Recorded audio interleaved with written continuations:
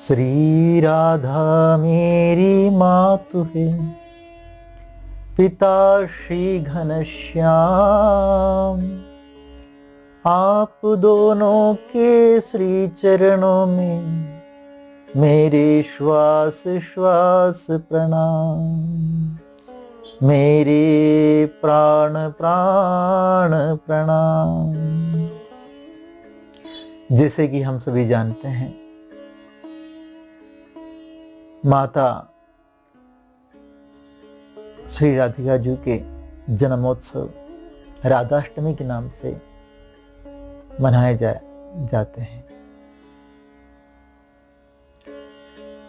और श्री राधे बरसाने वाली कहकर हम नित्य निरंतर उनकी स्मरण चिंतन पूजन अर्चन करते रहते हैं। लेकिन क्या ये आप जानते हैं श्री राधा जी की जन्म कब, कैसे और कहाँ हुआ है? आइए उसके बारे में एक छोटी सी कथा मैं आपको सुनाना चाहता हूँ। यूं ही ब्रज में सबसे प्रसिद्ध जगह वृंदावन है। केवल वृंदावन ही नहीं है, वन, वृंदावन, महावन, लेहवन, अनेकों अनेकों वन से आच्छादित, वन उपवनों से आच्छादित श्रीधाम वृंदावन है। तो इस वृंदावन में माता श्री राधा की जन्म जो हुआ है वह स्थान बरसाना नहीं है, अभी तो वृंदावन से दक्षिण पूर्व की दिशा में आप जमुना जी के साथ साथ आगे को चलोगे, जमुना जी के उस पार होकर जब रमन रेती की ओर या गोकुल वृंदावन गोकुल की ओर आप चलोगे तो उससे पूर्व एक ग्राम है रावल। वृज सुंदर एक रावल ग्रामा, जहां प्रकटे प्रभु पूर्ण कामा। वृज सुंदर एक रावल ग्राम, जहां प्रकटे प्रभु पूर्ण कामा। श्री राधा जी की प्राकट्य स्थान जो है उसी रावल में है। पूर्व में जिस प्रकार नंद बाबा गोकुल में रहा करते थे कृष्ण जन्म से पूर्व, उसी प्रकार जब तक नंद बाबा गोकुल को नहीं त्यागा था तब तक वृषभानव जी भी अपने लोगों के साथ रावल ग्राम में निवास किया करते थे।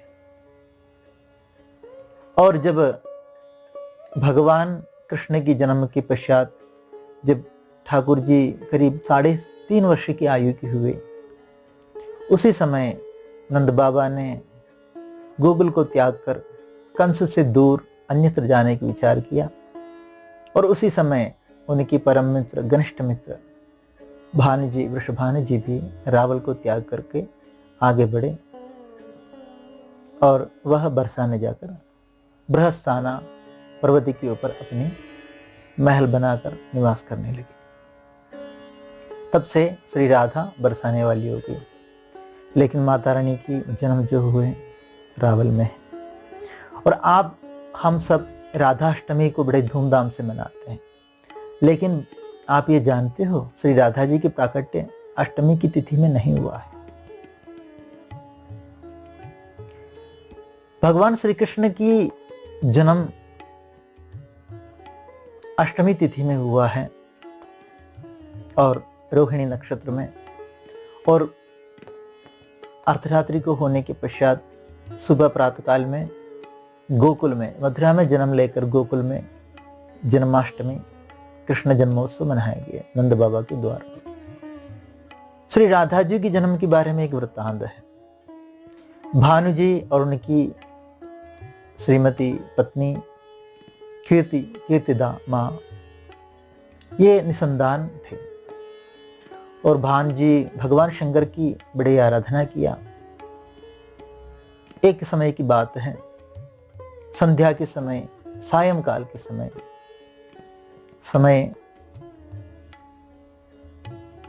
करीब 4 बजे संध्या से पूर्व वेला में वृषभानु जी एक सरोवर के किनारे स्नान करने गए और उस सरोवर के बीचों बीच एक बड़ा सा कमल खिला हुआ था। उस कमल में एक अति सुंदर कन्या प्रकट हो गई। वृषभानु जी तैर कर गया, उस बालिका को उठा कर गोद में ले आए और भोले बाबा की भगवान शंकर की प्रसाद समझकर ले जाकर अपनी पत्नी कीर्ति को दिए।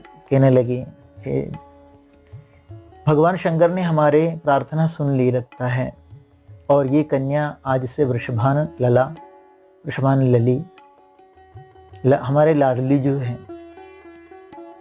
तो उसके अगले दिन, उस दिन सप्तमी थी, तो राधा रानी की प्राकट्य समय जो है वो सप्तमी तिथि में हुए हैं।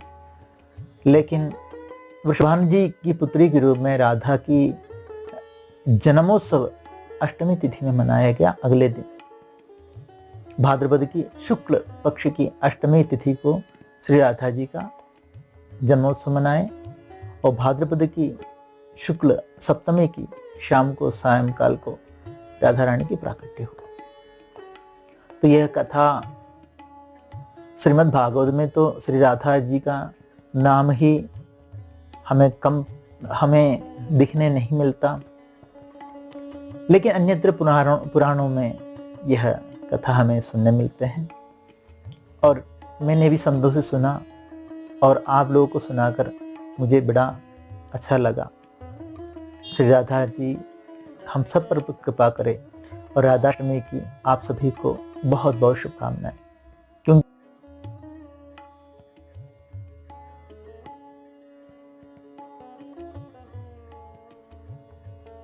श्री राधिका के बिना श्री कृष्ण भी आधा है, अधूरा है। राधे राधे, जय श्री राधे।